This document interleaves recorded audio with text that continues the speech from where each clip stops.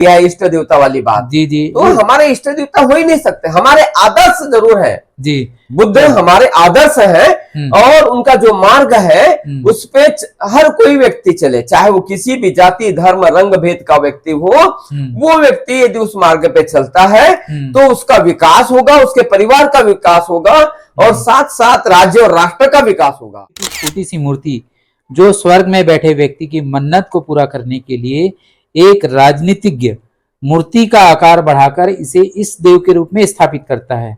इससे क्या बाबा साहब का मूवमेंट आगे बढ़ेगा, या इससे कुछ इस सेंटेंस से कुछ लग रहा है कि बाबा साहब का मूवमेंट या बाबा साहब जैसा चाहते थे वैसा कुछ इसमें दिखाई दे रहा है? देखिए ये जो है ना, मैं इसके पहले भी कह चुका हूं कि स्वर्ग और नरक की इसमें बात ही नहीं है।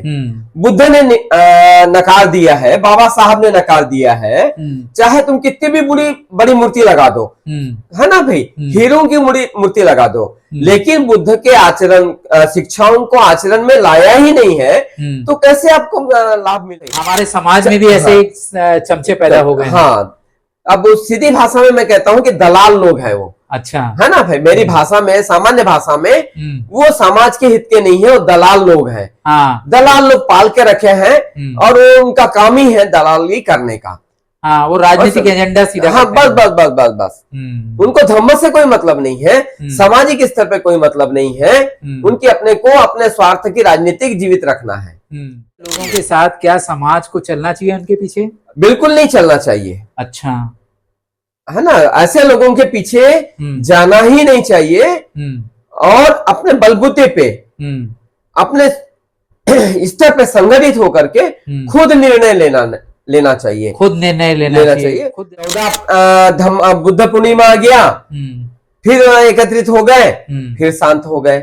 भाई हमें ये तो हमारे त्योहार है, हमें धूमधाम से मनाना ही चाहिए, लेकिन हमें 12 महीना इसके पीछे लगे रहना है। हाँ, इसको थोड़ा चेंज करते हैं, त्योहार ना बोलिए, उत्सव चलो, हमारे जो उत्सव है ना भाई, क्योंकि डॉक्टर बाबा साहब आम्बेडकर जयंती हमारा सबसे बड़ा उत्सव है ना भाई। उसके बाद में हमारा महापर्व कहना चाहिए, त्रिगुण पावन पूर्णिमा के दिन आता है बुद्ध पूर्णिमा, ये महान पर्व है ना भाई। धम्म चक्र प्रवर्तन दिवस, ये भी महान पर्व है। ये महान पर्वों के साथ साथ हमें हमेशा 12 महीना काम में लगे रहना है ना भाई। और इसके लिए हर रविवार को कहीं न कहीं संगोष्ठी का आयोजन, लाखों रुपया खर्च करते एक दिन में ही जो है, तो ऐसे आयोजन से क्या सामाजिक लाभ होता है? नहीं, मैं तो इसके विरोध में शुरू से रहा हूं, खासकर कव्वाली से समाज को कोई लाभ नहीं होता। लोगों का कहना है कि धम्म का प्रबोधन होता है उससे। बिल्कुल गलत बात है। अच्छा, यदि धम्म का प्रबोधन होता तो आज तक के कई लोगों में सुधार आ जाता कव्वाली के मार्फत, है ना भाई, लेकिन कव्वाली के मार्फत कोई सुधार नहीं हो रहा है।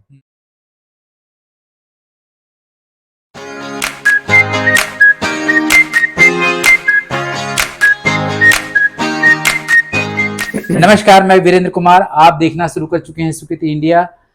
आज हम बात करेंगे बेनीराम गायकवाड़ जी से, जो बेनीराम गायकवाड़ जी भारतीय बौद्ध महासभा में संस्कार सचिव हैं छत्तीसगढ़ के। तो आइए चलते हैं, उनसे सीधे बात करते हैं। बेनीराम गायकवाड़ जी, आपका हमारे चैनल सुकृति इंडिया में हार्दिक स्वागत है।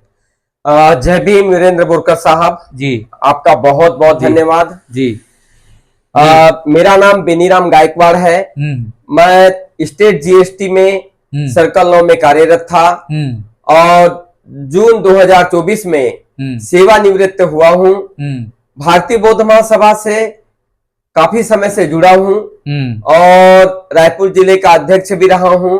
अभी वर्तमान में अगस्त में भारतीय बौद्ध महासभा छत्तीसगढ़ प्रदेश का संस्कार सचिव मुझे बनाया गया है। संस्कार सचिव आपको बनाया गया है, पूरी छत्तीसगढ़ की जिम्मेदारी आपको दी गई है। जी जी, तो ठीक है, सबसे पहला सवाल हम आपसे जानना चाहेंगे कि भगवान गौतम बुद्ध, जिनको हम अपना आराध्य मानते हैं, वह क्षत्रिय राजपूत थे। इस कथन से आप कितना सहमत हैं? मैं इस चीज का तो खंडन करता हूं कि तथागत गौतम बुद्ध क्षत्रिय राजपूत नहीं थे। वह एक किसान और राजा का पुत्र था। जिस समय खत्री, जो किसान होता है पाली भाषा में खत्री कहा जाता था। तो वास्तविकता वो किसान के बेटे थे, राजा के लड़के थे, और खत्री उनके किसानी करने की वजह से उन्हें खत्री कहा जाता था। अच्छा। उस भाषा को सुधार करते करते उन्होंने क्षत्रिय किए हैं, लेकिन अच्छा। उनका जो देखें तो वो क्षत्रिय राजपूत नहीं थे। जी जी, मतलब आप इस कथन से सहमत नहीं हैं। सर, आपसे दूसरा सवाल ये है कि बाबा साहब ने ऐसे धर्म को चुना जिसमें जटिलता नहीं थी, सरल था, और इस धर्म को मेरा समाज मान सकता है, इसलिए उन्होंने दीक्षा ली। इस कथन से आप कितना सहमत हैं? मैं इस कथन का तो खंडन करता हूं, क्योंकि डॉक्टर बाबा साहब अम्बेडकर विश्व में 6वें नंबर के विद्वान थे, और उन्होंने काफी सोच समझ के 1932 में घोषणा की थी कि मैं जिस धर्म में पैदा हुआ हूं उस धर्म में मरूंगा नहीं। अच्छा। तो 1935 में घोषणा करने के पश्चात उन्होंने उस धर्म को खोजने के लिए समय लगा कि वास्तविकता क्या है, और ऐसे धर्म को वो चाहते थे जिसमें समानता हो, भाईचारा हो, न्याय हो, बंधुत्वता हो, और सबको समान अधिकार मिले। अच्छा। जिस धर्म में डॉक्टर बाबा साहब अम्बेडकर पैदा हुए थे उस धर्म में समानता नहीं थी, शिक्षा का अधिकार नहीं था, राजनीतिक अधिकार नहीं थे। मतलब एक जानवर से भी गई गुजरी परिस्थिति में वो समाज रहता था। उस समाज का विकास करने के लिए डॉक्टर बाबा साहब अम्बेडकर ने अपना सर्वस्व त्याग दिया, जीवन के बच्चों परिवार तक को भी त्याग दिया, सिर्फ ये समाज के विकास के लिए। हाँ, और चाहते थे कि धर्म में जो है मानवीय तत्व विद्यमान हो। जी जी। जिसमें उनको खोजने के लिए बुद्ध का धम्म मिला, क्योंकि बुद्ध की पुस्तक को पढ़ते अवस्था में ही उनको मिल गई थी। मतलब उस कथन से आप सहमत नहीं हैं? हाँ, मैं वो सहमत नहीं हूं जी कि मेरे समुदाय के लोग इस धर्म को स्वीकारेंगे। उन्होंने बुद्ध धर्म को इसलिए स्वीकारा कि वो मानवतावादी धर्म है, मानवतावादी धर्म है, समता, स्वतंत्रता, बंधुत्व और न्याय पे आधारित धर्म है। हाँ, न्याय धर्म है, मानवीय मूल्य है, मानवीय मूल्य है। और जिस धर्म में मानवीय मूल्य नहीं है वो धर्म जो है एक दिखावा हो सकता है, खाली डिब्बा हो सकता है। ठीक है, ठीक है। दीक्षा लेने के बाद गौतम बुद्ध हमारे इष्ट देव बन गए, तब से हमारा समाज हिंदुस्तान में संगठित हुआ। इस कथन पर आपके क्या विचार हैं? डॉक्टर बाबा साहब अम्बेडकर ने 1956 में धम्म की दीक्षा देने के बाद में बुद्ध कभी इष्ट देवता हो ही नहीं सकते, इस कथन का मैं खंडन करता हूं, क्योंकि बुद्ध ने खुद जो है अत्यधिक भाव का मार्ग बताया है। वो इष्ट देवता कैसे हो सकता है? उन्होंने मार्ग बताया है, 5 शील है, अष्टशील है, 10 पारमिताएं हैं। जो भी व्यक्ति 5 शीलों का पालन करेगा, अष्टशीलों का आचरण करेगा, वो व्यक्ति का परिवार और स्वयं ही सुखी हो सकता है। तो इष्ट देवता वाला जो कथन है वो निराधार है, क्योंकि बुद्ध ने खुद ही आत्मा और परमात्मा पे विश्वास नहीं किया है जी। तो अष्ट देवता कहां से आएगा? ये किसी की सोच समझी 40 चाल है, उसमें मिलावट की गई है, है ना भाई? सर, ये और अंधविश्वास में उसको डाल दिया गया है इष्ट देवता वाली बात। जी जी। तो हमारे इष्ट देवता हो ही नहीं सकते, हमारे आदर्श जरूर है जी। बुद्ध हमारे आदर्श है, और उनका जो मार्ग है उस पे हर कोई व्यक्ति चले, चाहे वो किसी भी जाति धर्म रंग भेद का व्यक्ति हो, वो व्यक्ति यदि उस मार्ग पे चलता है तो उसका विकास होगा, उसके परिवार का विकास होगा, और साथ साथ राज्य और राष्ट्र का विकास होगा। हाँ, तो हमारा इष्ट देव बनने के बाद हिंदुस्तान में ये हमारा समाज संगठित हुआ। रहा सवाल हिंदुस्तान की, तो हिंदुस्तान शब्द ही नहीं है।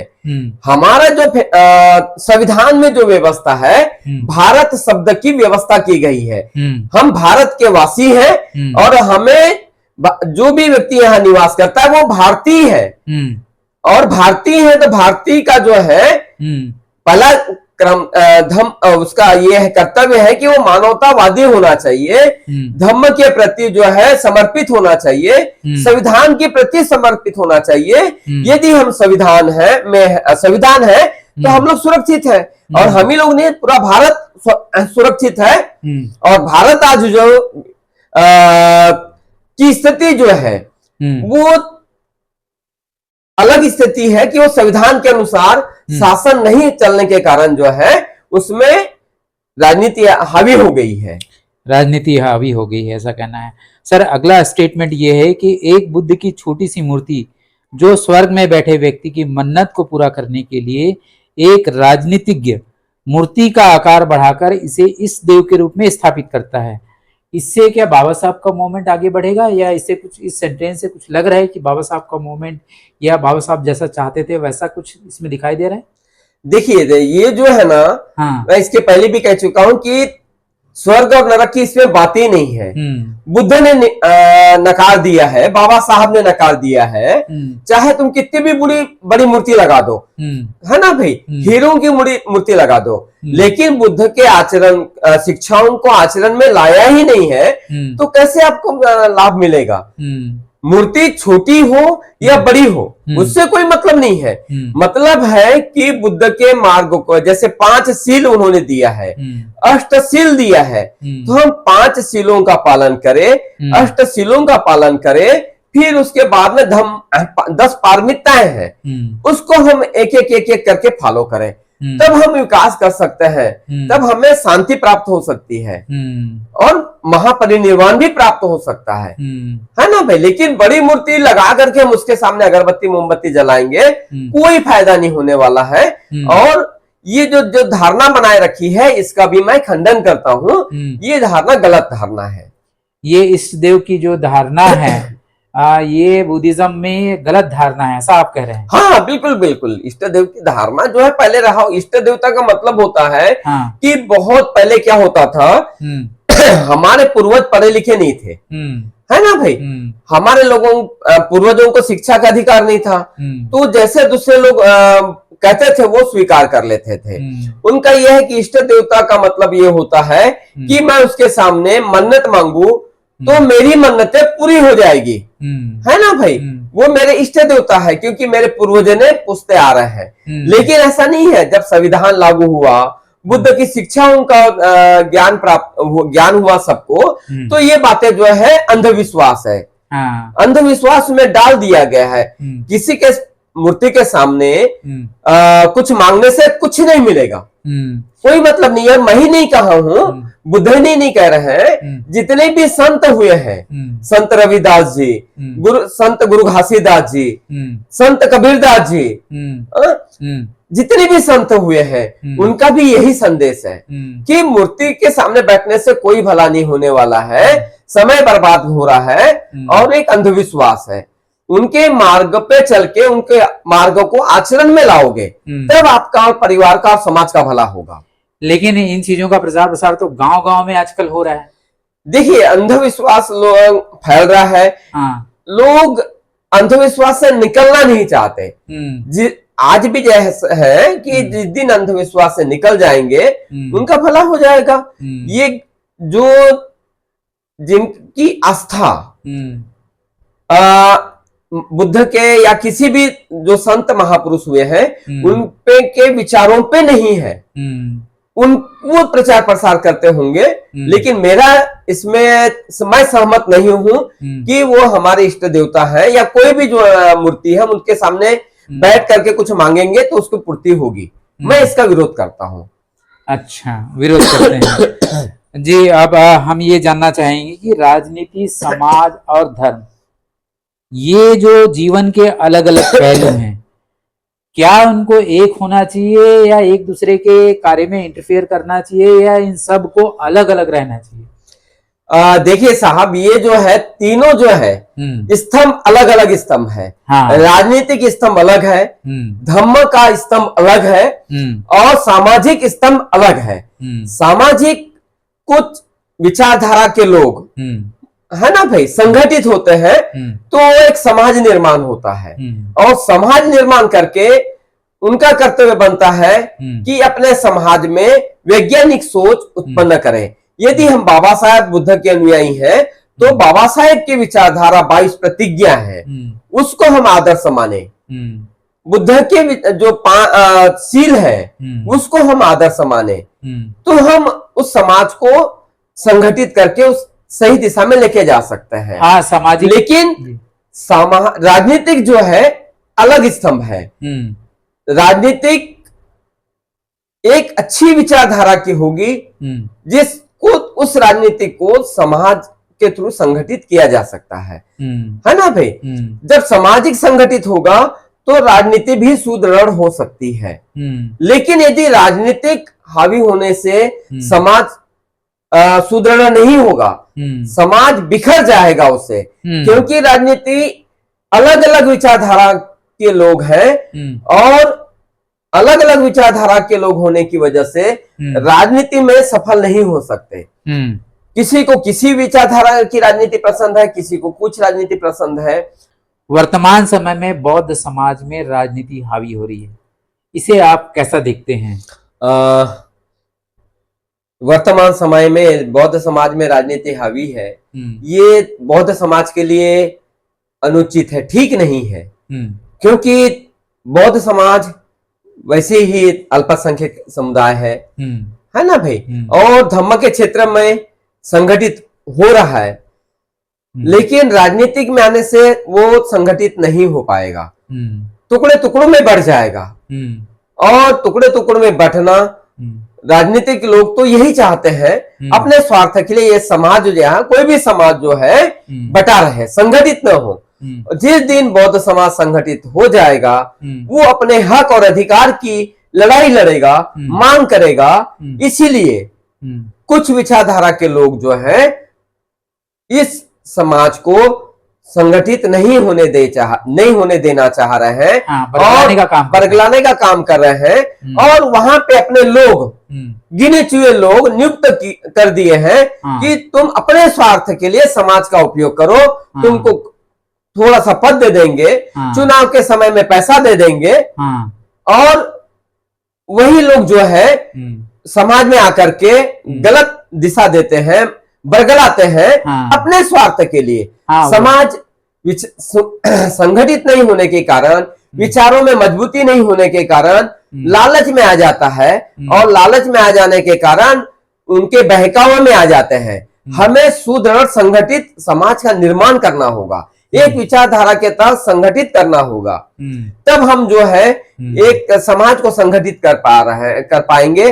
धम्म में यदि अपन संगठित करें तो धम्म के अनुसार आचरण करें, है ना भाई, तब हम समाज को संगठित कर पाएंगे। राजनीतिक लोग से समाज संगठित नहीं हो सकता।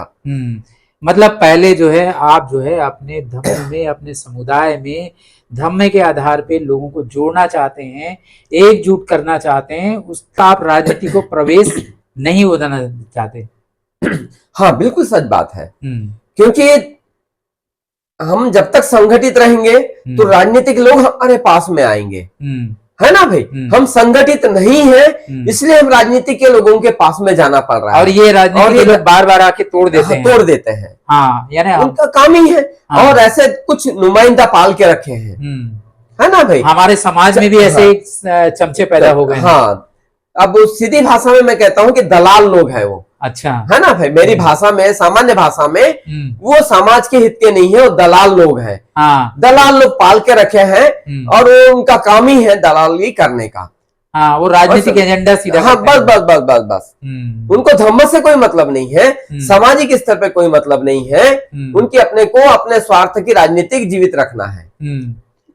तो ऐसे लोगों के साथ क्या समाज को चलना चाहिए उनके पीछे? बिल्कुल नहीं चलना चाहिए। अच्छा, है ना, ऐसे लोगों के पीछे जाना ही नहीं चाहिए, और अपने बलबूते पे, अपने स्तर पे संगठित होकर के खुद निर्णय लेना चाहिए, खुद निर्णय लेना चाहिए, खुद कोई लालच नहीं देना चाहिए, लालच में नहीं आना चाहिए, चाहे पद का हो, पैसे का हो, किसी का भी हो, है ना भाई। हाँ। लालच नहीं करना चाहिए। आज हम जयंती में किसी नेता को बुलाते हैं और वो आकर के कोई घोषणा कर देता है तो हम लोग भावुक हो जाते हैं, लेकिन हम वो नहीं समझते कि वो हमारा वोट बैंक बनाना चाह रहा है, जिसकी वजह से वो समाज के हित में घोषणा कर रहा है, राजनीतिक इस्तेमाल करना चाह रहा है, राजनीतिक इस्तेमाल करना चाह रहा है, सीधी सी बात है ना भाई। तो ये उनकी मानसिकता रहती है। तो ये जो फाइनली हमारा ये फाइनल सवाल हमारा ये रहेगा कि ये जो लोग हैं, जो खास करके बौद्ध समाज में भी बहुत सारे ऐसे अलग अलग पार्टियों के लोग जो है का बुद्ध विहारों में जिन्होंने कब्जा कर लिया है, बहुत सारे संगठनों में ये एक्टिव है, ये कहीं ना कहीं किसी न किसी रूप में जो है वो धर्म का आधार लेकर के कहीं ना कहीं हमारे समाज में एक मतलब टुकड़े टुकड़े में बांटना चाहते हैं या उसका राजनीतिक इस्तेमाल करना चाहते हैं। तो आम जनता जो है वो उसके प्रति जो है जागरूक होना चाहिए, ऐसा आप कह रहे हैं। हाँ।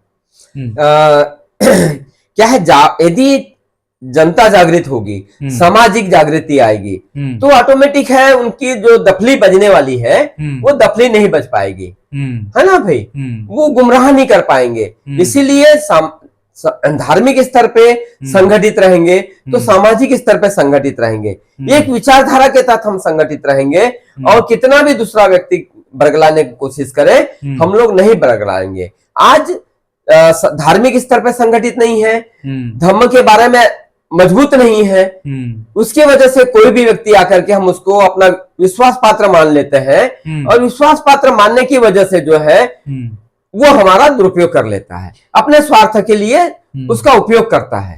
गांव के भोले भाले लोगों को आप क्या कहना चाहेंगे?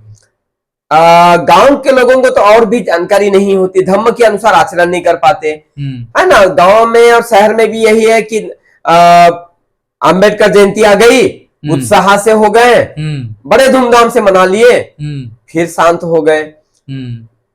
14 बुद्ध पूर्णिमा आ गया, फिर एकत्रित हो गए, फिर शांत हो गए। भाई हमें ये तो हमारे त्योहार है, हमें धूमधाम से मनाना ही चाहिए, लेकिन हमें 12 महीना इसके पीछे लगे रहना है। इसको थोड़ा चेंज करते हैं, त्योहार ना बोलिए, उत्सव चलो, हमारे जो उत्सव है ना भाई, क्योंकि डॉक्टर बाबा साहब आम्बेडकर जयंती हमारा सबसे बड़ा उत्सव है ना भाई। उसके बाद में हमारा महापर्व कहना चाहिए, त्रिगुण पावन पूर्णिमा के दिन आता है बुद्ध पूर्णिमा, ये महान पर्व है ना भाई। धम्म चक्र प्रवर्तन दिवस, ये भी महान पर्व है। ये महान पर्वों के साथ साथ हमें हमेशा 12 महीना काम में लगे रहना है ना भाई।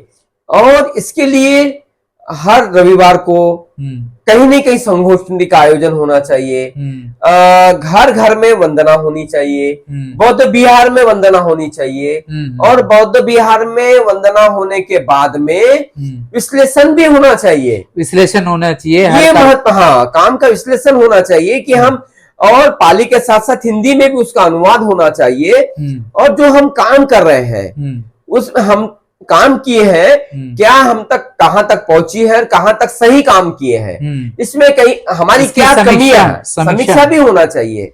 हम जो काम कर रहे हैं उसकी समीक्षा होना चाहिए। अच्छा, ये जो बड़े बड़े आयोजन होते हैं जिसमें लाखों रुपए खर्च करते हैं एक दिन में ही जो है, तो ऐसे आयोजन से क्या सामाजिक लाभ होता है? नहीं, मैं तो इसके विरोध में शुरू से रहा हूं, खासकर कव्वाली के। कव्वाली से समाज को कोई लाभ नहीं होता। लोगों का कहना है कि धम्म का प्रबोधन होता है उससे। बिल्कुल गलत बात है। अच्छा, यदि धम्म का प्रबोधन होता तो आज तक के कई लोगों में सुधार आ जाता कव्वाली के मार्फत, है ना भाई। लेकिन कव्वाली के मार्फत कोई सुधार नहीं हो रहा है। जब तक के केडर कैंप नहीं होगा, हर घर में वंदना नहीं होगी, 22 प्रतिज्ञाओं का पाठ नहीं होगा, संविधान की जानकारी नहीं होगी, तब तक के जो है विकास और सही मायने में जागृति नहीं आ सकती। और नियमित कार्यक्रम जब तक नहीं होंगे, नहीं। एक दिन, साल भर में एक दिन बड़ा कार्यक्रम करने से कोई सुधार नहीं आने वाला है, बल्कि हर महीने हर हफ्ते जो है छोटे छोटे आयोजन होने चाहिए, इसके माध्यम से समाज को बदलने का प्रयास करना चाहिए, ऐसा आप कह रहे हैं? हाँ हाँ, बिल्कुल बिल्कुल बिल्कुल। तो और यही उद्देश्य होना चाहिए। मैं तो कव्वाली का शुरू से विरोध करता हूँ। कव्वाली में फजूल खर्च है, उससे अच्छा अपने बच्चों को अवसर दो, सांस्कृतिक कार्यक्रम आयोजित करो, और जो पैसा बचता है कव्वाली का वो अपने समाज के निर्धन जो बच्चे हैं, पढ़ाई में होशियार हैं, अच्छे हैं, हम उनको पढ़ाने का ठीक वो जवाबदारी ले ले कि हम उन बच्चों को साल भर पढ़ाएंगे, फीस वहन करें, काफी पुस्तक खरीद के दे दे, तो ज्यादा अच्छा होगा। सामाजिक कार्यों में खर्च करें। जी जी, है ना। तो ठीक है, ये थे बेनी राम गायकवाड़ जी जो है, जो कि भारतीय बौद्ध महासभा के संस्कार सचिव हैं जी जी, छत्तीसगढ़ के, जिन्होंने बहुत ही निडरता के साथ में जो है सच बताने की कोशिश की है, अपने बातों को निडरता के साथ जो है रखने की कोशिश की है। आप लोगों को ये वीडियो कैसा लगा, आप लोग कमेंट करके बताइएगा। बेनीराम गायकवाड़ जी, अपनी बात रखने के लिए आपका बहुत बहुत धन्यवाद, आपका साधुवाद।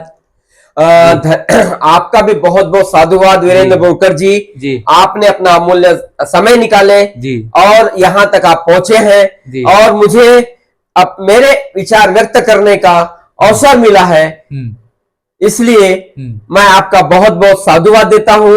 आपका चैनल को भी मैं साधुवाद देता हूँ, और इस चैनल का आगे बढ़ता रहे और सभी जन जन तक पहुंचे, और जो विचार है बाबा साहेब के, बुद्ध तथागत गौतम बुद्ध के, महात्मा ज्योतिबा फुले के, और जितने भी संत हुए हैं, संत कबीरदास जी, संत रविदास जी, गुरु घासीदास जी, उनके विचारों को जन जन तक फैलाने का कार्य करें, यही मैं आपसे अपेक्षा करता हूं। बहुत बहुत साधुवाद देता हूं। जय भीम, जय बुद्ध, जय संविधान, जय भारत जी। थैंक यू दोस्तों, आप सभी को भी, और मिलते हैं अगले वीडियो में। बहुत बहुत धन्यवाद। Thank you very much.